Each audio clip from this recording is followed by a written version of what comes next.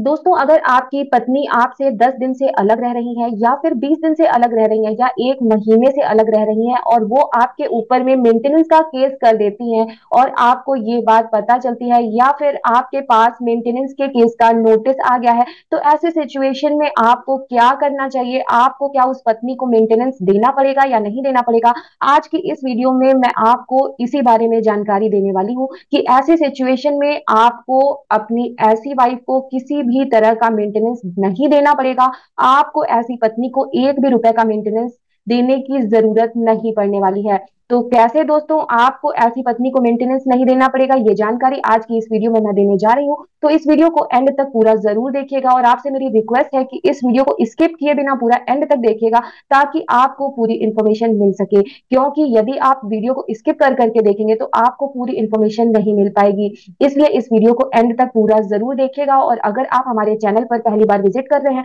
तो हमारे चैनल को सब्सक्राइब करके बेल नोटिफिकेशन बटन जरूर प्रेस कर लीजिए ताकि आगे आने वाली वीडियोस के नोटिफिकेशन आपको मिल सके सबसे पहले। तो दोस्तों चलिए शुरू करते हैं। दोस्तों आज की इस वीडियो में मैं एडवोकेट अपराजिता आपका बहुत बहुत स्वागत करती हूँ। दोस्तों, पत्नी जब पति से अलग होती है तो अलग होने के बाद जो वो सबसे पहला केस पति के ऊपर करती है वो केस होता है मेंटेनेंस का केस। यानी कि बाकी केसेस करने के बारे में पत्नी बाद में सोचती है, मगर सबसे पहले पत्नी ये सोचती है कि कैसे वो पति से जल्दी पैसा ले सके। और अलग होने के बाद में पत्नी तुरंत सबसे पहले जो है वो मेंटेनेंस का केस कर देती है। इसके साथ ही पत्नी ये भी चाहती है कि वो ज्यादा से ज्यादा मेंटेनेंस पति से ले सके। तो दोस्तों ऐसी सिचुएशन में पत्नी जल्दी से जल्दी मेंटेनेंस का केस कर देती है। मान लीजिए अगर वो 10 ही दिन से अपने पति से अलग है, 20 दिन से अलग है, 1 ही महीने से अलग है, तो वो इतनी कम ड्यूरेशन में ही वो सबसे पहले केस डाल देती है। अगर उसको पति से अलग हुए 10 दिन भी हुआ है, 20 दिन भी हुआ है, 1 महीने भी हुआ है, तो वो उसी के अंदर में केस कर देती है। और दोस्तों जब पति को इस बात का पता चलता है तो पति जो है वो काफी ज्यादा घबरा जाते हैं, काफी ज्यादा परेशान हो जाते हैं। उन्हें कुछ समझ में नहीं आता है कि उन्हें क्या करना चाहिए, क्या नहीं करना चाहिए। तो दोस्तों ऐसे में पति का यही कहना होता है कि हमारी पत्नी जो है वो हमसे सिर्फ 10 दिन से अलग है, हमारी पत्नी हमसे सिर्फ 20 दिन से अलग है या 1 महीने से ही अलग रह रही है। तो ऐसी सिचुएशन में क्या हम ऐसा कोई रास्ता है कि पत्नी को मेंटेनेंस देने से बच सकते हैं?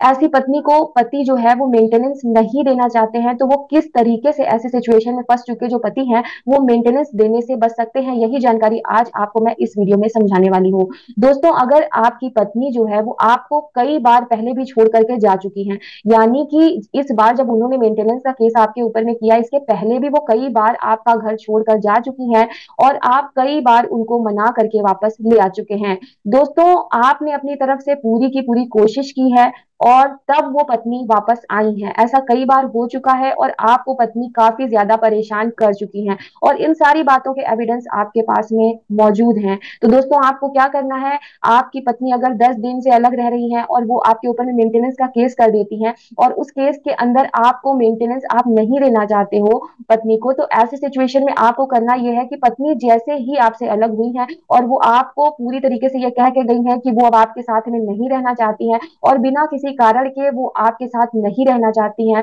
और उन्होंने आपसे ये क्लियर कह दिया है कि अब वो आपके साथ में नहीं रहेंगी, तो आपको उस केस के अंदर में आपकी क्योंकि कोई गलती नहीं है तो उस मामले में दोस्तों आपकी कोई भी गलती ना होने की वजह से उसके जाने के बाद में आप उसको लाने का पूरा प्रयास ऑलरेडी कर चुके हैं। हर संभव आपने कोशिश की है लेकिन जो पत्नी है वो नहीं आ रही है। आपने हर तरीके के रास्ते को अपना लिया है लेकिन पत्नी आपके साथ में नहीं रहना चाहती है, आपके पास में नहीं आना चाहती है। तो वो पूरी तरीके से अगर डिनाई कर देती हैं कि वो आपके साथ में नहीं रहेंगी, तो दोस्तों इन बातों के आपके पास में सबसे जरूरी बात है कि एविडेंस होने चाहिए। उसके अलावा दोस्तों आपको उस मेंटेनेंस के केस के अंदर ये कहना है कि अगर आप पत्नी को रखना चाहते हैं तो आपको ये बोलना है कि मैं अपनी वाइफ को रखना चाहता हूं और वहां पे अगर कोर्ट के सामने पत्नी ये कह देती है कि मुझे इस व्यक्ति के साथ या मुझे इस पति के साथ नहीं रहना है और पत्नी के पास में कोई भी वैलिड रीजन अलग होने का नहीं है, पत्नी के पास में पति के अगेंस्ट कोई भी प्रूफ वगैरह नहीं है, तो ऐसे में पत्नी की ही गलती मानी जाएगी और पत्नी क्योंकि बिना कारण के पति से अलग रहना चाहती है तो ऐसे में दोस्तों कोर्ट के अंदर पति को सीआरपीसी के सेक्शन 125 के सब क्लॉज 4 का हवाला देना है और ये बताना है कि अगर पत्नी जो है वो बिना किसी कारण के पति से अलग रहती है तो वो पत्नी पति से मेंटेनेंस मेंटेनेंस नहीं ले सकती। दोस्तों, कानून ये कहता है कि सीआरपीसी के सेक्शन 125 के सब क्लॉज 4 के अकॉर्डिंग अगर पत्नी जो है वो बिना किसी कारण के पति से अलग रहती है तो ऐसी पत्नी को पति को मेंटेनेंस नहीं देना पड़ता है। दोस्तों, कानून से ऊपर जाकर के कोर्ट डिसीजन नहीं दे सकती है। दोस्तों, इस तरीके के मैटर में अगर आपको किसी भी तरीके की लीगल हेल्प चाहिए तो आप मुझसे कॉन्टैक्ट कर सकते हैं, आप मुझे मेल कर सकते हैं या मुझे इंस्टाग्राम पर डीएम भी कर सकते हैं और मुझसे बात कर सकते हैं। इसके साथ ही अगर आपको ये इन्फॉर्मेशन पसंद आई हो तो इस वीडियो को लाइक कीजिएगा, चैनल को सब्सक्राइब करके जाइएगा, बेल नोटिफिकेशन बटन भी ऑन कर लीजिएगा। फिर मिलती हूँ नई इन्फॉर्मेटिव वीडियो के साथ। Till then bye bye.